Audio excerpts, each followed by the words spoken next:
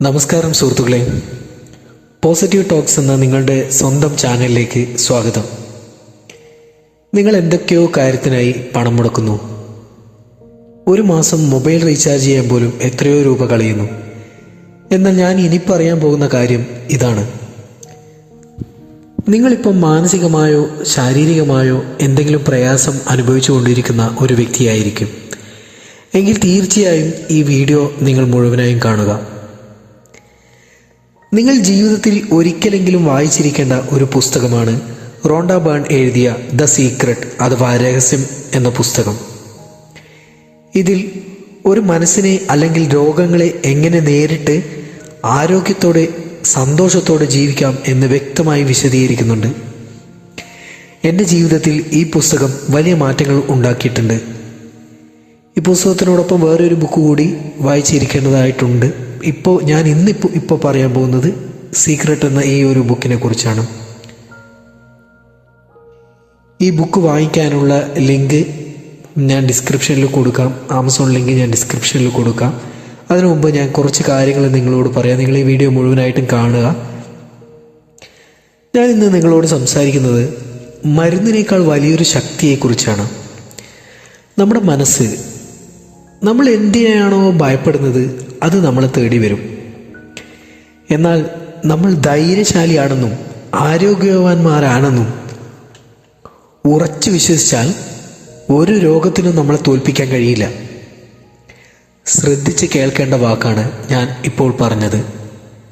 നമ്മൾ ധൈര്യശാലിയും നമ്മൾ ആരോഗ്യവാനാണെന്ന് മനസ്സിനെ തോന്നിപ്പിച്ചാൽ അല്ലെങ്കിൽ വിശ്വസിപ്പിച്ചാൽ അല്ലെങ്കിൽ നമ്മൾ സ്വയം വിശ്വസിച്ചാൽ ഒരു രോഗത്തിനും നമ്മളെ തോൽപ്പിക്കാൻ കഴിയില്ല. പല പ്രയാസങ്ങളും നേരിടുന്നവരായിരിക്കാം നിങ്ങൾ.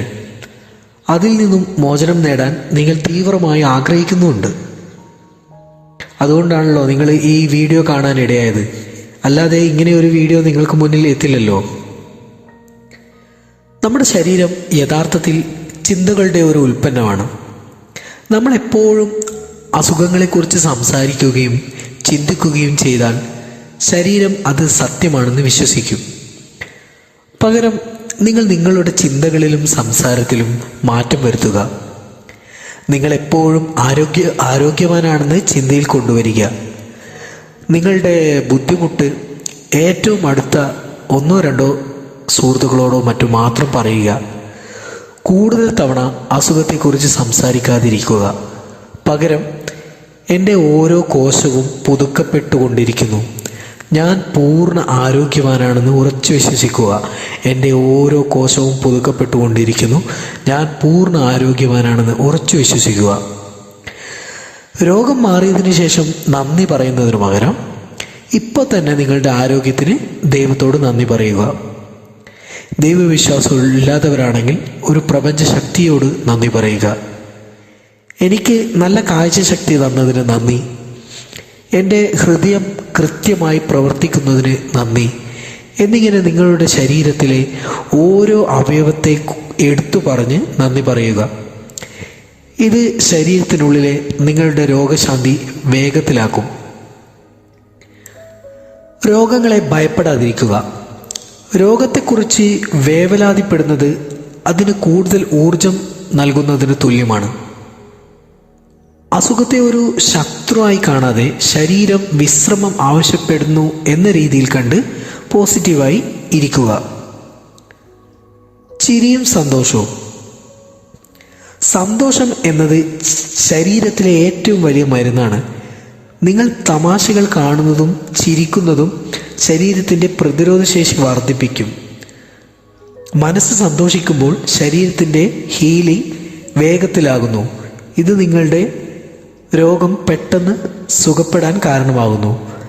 സന്തോഷം ഏറ്റവും വലിയ ആൻറ്റിബയോട്ടിക്കാണ്. പൂർണ്ണ ആരോഗ്യം സങ്കല്പിക്കുക. നിങ്ങൾ പൂർണ്ണ ആരോഗ്യത്തോടെ ഓടി നടക്കുന്നത് സങ്കല്പിക്കുക. നിങ്ങളുടെ ശരീരം എത്രത്തോളം വഴക്കമുള്ളതും ശക്തവുമാണെന്ന് മനക്കണ്ണിൽ കാണുക. സീക്രട്ട് എന്ന ഈ ബുക്കിൽ വ്യക്തമായി ഇതിനെക്കുറിച്ച് വിശദീകരിക്കുന്നുണ്ട്. ഈ ബുക്ക് വാങ്ങാൻ ആവശ്യമുള്ളവർ ആമസോൺ ലിങ്ക് ഞാൻ ഇതിൽ കൊടുത്തിട്ടുണ്ട് ഡിസ്ക്രിപ്ഷനിൽ. അതുവഴി നിങ്ങൾക്ക് വാങ്ങിക്കാവുന്നതാണ്. നിങ്ങൾ മാറാൻ തയ്യാറാകുക, നിങ്ങൾ വിജയിക്കും. നിങ്ങൾ മാറ്റത്തിന് തയ്യാറാണെന്ന് കമൻറ്റ് ചെയ്യുക. വീഡിയോ ഇഷ്ടമായാൽ ചാനൽ സബ്സ്ക്രൈബ് ചെയ്യുമല്ലോ. വീണ്ടും കാണാം. ബായ്.